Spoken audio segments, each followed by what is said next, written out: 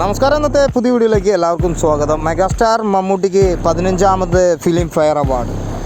മമ്മൂട്ടി എന്ന നടന് 3 നാഷണൽ അവാർഡാണ് ലഭിച്ചിരുന്നത്. ഇപ്പോൾ ഇതാ ഫിലിം ഫെയർ അവാർഡ് കൂടി ലഭിച്ചിരിക്കുകയാണ്.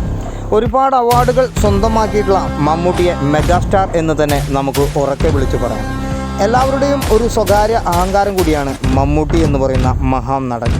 മലയാളികളുടെ മാത്രമല്ല, ഇന്ത്യൻ സിനിമയുടെ അഭിമാനം കൂടിയാണ് മമ്മൂട്ടി എന്ന് പറയുന്ന നടൻ.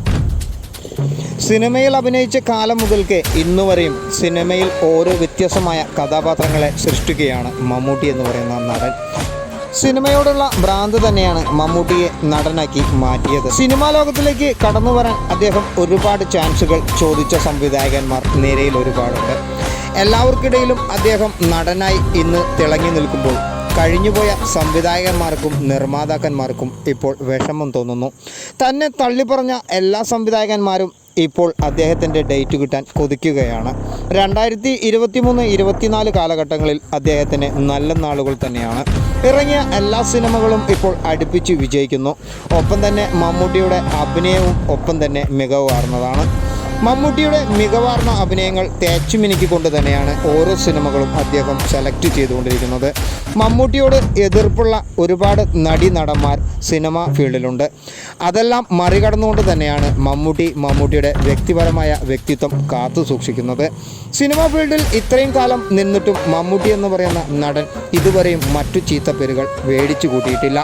മമ്മൂട്ടിക്ക് മാത്രമാണ് ആ ഒരു അഭിമാനത്തിൻ്റെ സ്വന്തം. നൻപകൽ നേരത്ത് മയക്കമെന്ന് പറയുന്ന സിനിമയ്ക്കാണ് ഫിലിം ഫെയർ അവാർഡ് ഈ വർഷം ലഭിച്ചിരിക്കുന്നത്.